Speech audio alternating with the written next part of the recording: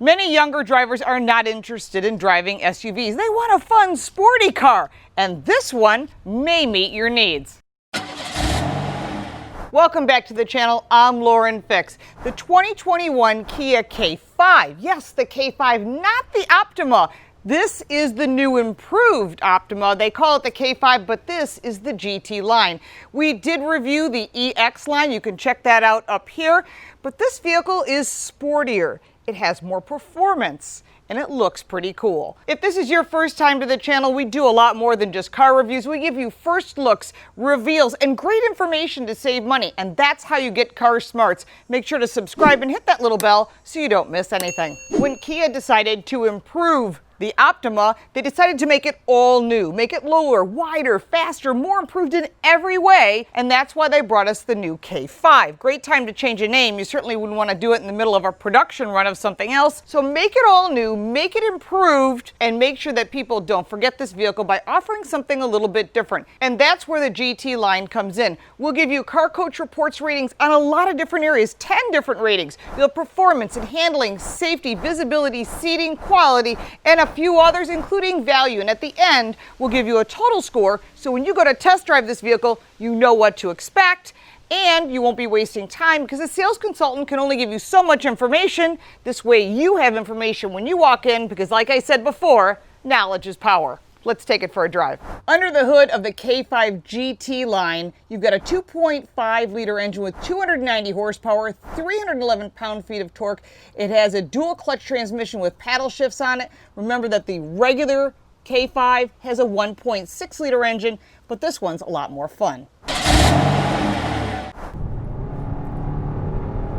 The motor struggles a little bit getting off the line, driving the speed limit, put your foot in it to make a pass, and it's not as powerful as I would like it. As a matter of fact, the Kia Optima seemed like it had more power. Now there's supposed to be a more sportier version coming out. We shall see. We hear lots of rumors, as I'm sure you have as well. This is a great daily driver that has a sportier look. I'm really not overall impressed with the performance. So in sport mode, you can tell just getting off a traffic light, it has enough power and it has great passing power, but it's not a performance car. Is it sporty? Certainly not in the acceleration. We're gonna do a 0 to 60 in sport mode. Here we go.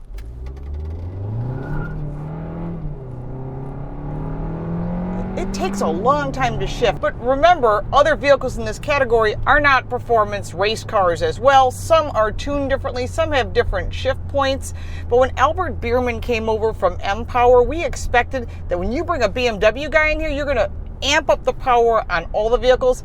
This just needs a little bit more. But for performance, in this category, it earns a 9. When you're looking at performance, the GT line has obviously just a step up from the other trim levels that are out there. So make sure to drive them all, find which one meets your needs. This is a vehicle that's meant for transportation. The Pirelli tires bring the power down to the ground quickly, but the transmission seems to have some odd shift points, and that does impact in handling. Really good brakes, nice comfortable ride. When you put it into comfort mode, it certainly drives just a little bit different. You can definitely feel a change when you switch it to normal mode or you switch it to smart mode. Suddenly all the RPMs change, the handling changes and characteristics. And when it came to handling, it earned an 8. Because all the safety features are standard on the Kia K5, literally you can't buy anything more than what you're getting. It deserved a 9. When it comes to visibility, they've done a really nice job. It's got a long front windshield, big piece of glass. You've got side mirrors with a low sill. This sill is nice because if it's up any higher, you can't see, but it's almost like this natural reaction. You want to put your arm on the sill. It's the right height for that as well. Looking out the back, you've got a nice huge piece of glass. The headrests are not intrusive in any way. You've got your backup camera, which is really helpful. In addition, of course, your mirrors. So for a total for visibility, it earned a 9. I always say seating is the most important feature of any vehicle. The reason is no matter what you're driving, safety is important, but seating comfort is. If you're not comfortable in this vehicle, you're not going to be any more comfortable over time. And that's why it's so important to sit in the car, take it for a test drive, and experience what you, because we're all built differently, feel in the seat. And the driver's seat should be equally as comfortable as the passenger seat. Now, I know there are some vehicles that have like 22-way driver's seat and, 4-way passenger, but there should be lumbar, because whoever's sitting over on the passenger side, which might be you at some time if you're on a road trip, should be equally as comfortable. So for the driver's side, we have nice power seat. It goes forward and back. You can adjust the back of these beautiful, super awesome looking red GT line seats. You've got lumbar that is 2-way, which is nice. But that's all you have. That's fine. Go to the passenger side and it is manual. There is nothing that is automatic, nothing power, and that can be frustrating. But let's take a look in the back seat. We're now in the back seat of the K5. There is no lumbar support in the front. I'm kind of disappointed because the previous Optima had it. But what you have back here, besides this lovely red interior, which doesn't impact the seating comfort, it impacts other areas. You've got nice comfort in the back. You've got a center storage here with 2 cup holders, which is great. In addition, in front, you've got 2 USB outlets because everybody's charging these days. You've got 2 pockets. You've got your Bose audio speaker here, storage for cup holders, and it's really a nicely designed seating area with good headroom, good shoulder room. I'm 5'8", so there's plenty of knee room, and I sat in this seat first to adjust it for me, so I know that there's enough room for 4 adults here easily. In the middle, maybe not as much comfort, but overall for seating, because there's no adjustments for the front seats other than manual, I gave it a seating rating of 6. One of the things you get is this menu, which allows you phone, voice memo, different radio controls for the Bose audio system. There are 12 speakers in this Bose audio system, and it is really nice sound. And if you just don't want the audio system on, that's fine too, because it's a very quiet interior. And I think that's what people want. They want to either have silence and have a conversation, or they want to make sure that they have great audio. On top of that, you've got tons of charging ports. You can see they've got 2 USBs here and a 12 volt. And then if you go further back, there is a wireless charger. Further back, you've got a wireless charger. It's a bit different. There's a little flap. Your phone goes in there, and then you can see the charging. Kind of a neat setup. You've got different drive modes, and in the GT, there is a plus mode. So you get the Sport Plus, which you do not get in the regular K5. Overall, for technology, although I love their UVO connected systems, for technology, they earned an 8. When it comes to your steering wheel controls, you've got the ability to change the menu in front of you, and I'll just show you that. So you can pick your safety systems, all your information you need, and you can adjust it here while on the fly. Further down on this cool flat bottom steering wheel, I do like this GT N-Line flat bottom steering wheel.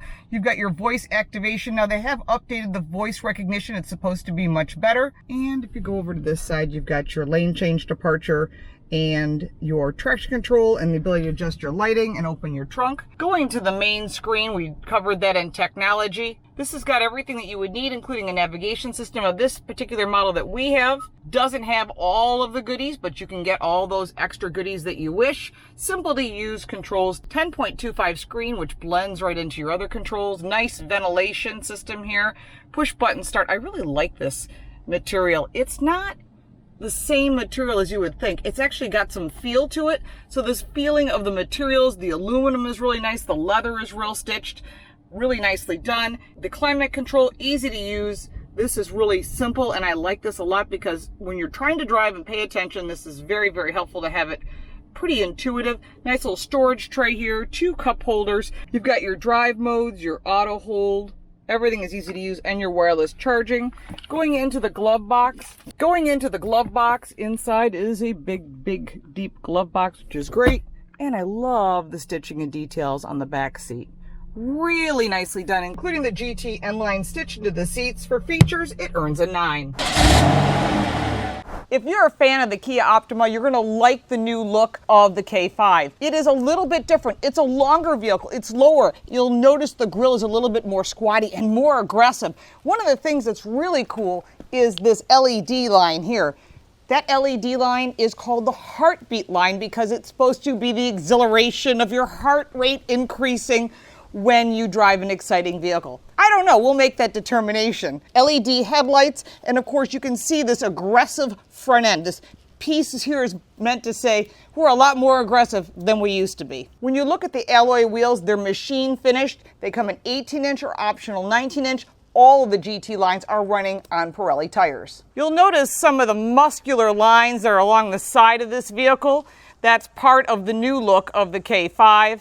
They really wanted this vehicle to stand out in the crowd, and it does compared to the Optima. Some of the unique look that you will see on the K5, both the EX, the LX, and the GT, is this black area across the top. They wanted to extend the look of the roof line because it is lower, it is longer than the previous generation, and they put this chrome strip all the way around the back that runs all the way to the front to accent those muscular lines. Along the back on the GT, you have this neat little wing. It stands out. It's black on a black car. Obviously, it would blend right in. But these taillights are interesting. You have that heartbeat line here again, but all this connects the taillights, and that is LED lighting as well. Down below, you've got two exhaust pipes, your GT line, just to let everyone know that you're not just driving a standard K5.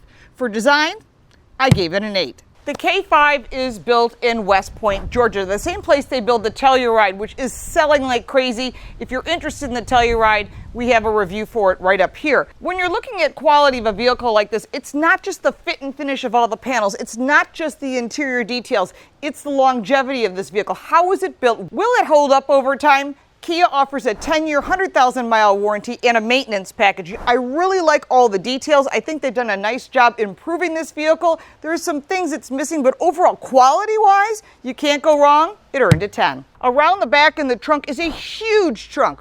15.9 cubic feet. That's a lot of space for vehicles in this category, and that is a major plus for the K5. Really nice, and underneath this mat is a mini spare as well. When it comes to value, based on the price point, it earned a 9. Overall, when you're looking at all the categories totaled up, the K5 really does impress. It is an improvement over the Optima, although personally, I miss the Optima name. It had such great brand value, but it was time for a change in the eyes of Kia, so they made that change. There are a lot of competitors in this category, and you really need to test drive all of them, look for the incentives, and check with your insurance company because it might be less expensive with one brand over another. The Total Car Coach Report's rating for the 2021 Kia K5 GT N-Line is 85. I know there's going to be more improvements over time, but really those seats need to have those adjustments. The Optima always had it. I'm sure you're going to see more improvements as the K5, the GT, and all the other trim lines continue to make improvements because that's what manufacturers do. If you own a Kia K5 or an Optima and you really love this vehicle, we'd like to share that conversation, open up the community for discussion. If you didn't buy it, why didn't you buy it? We'd like to hear that as well. Maybe you're not a fan of that name K5.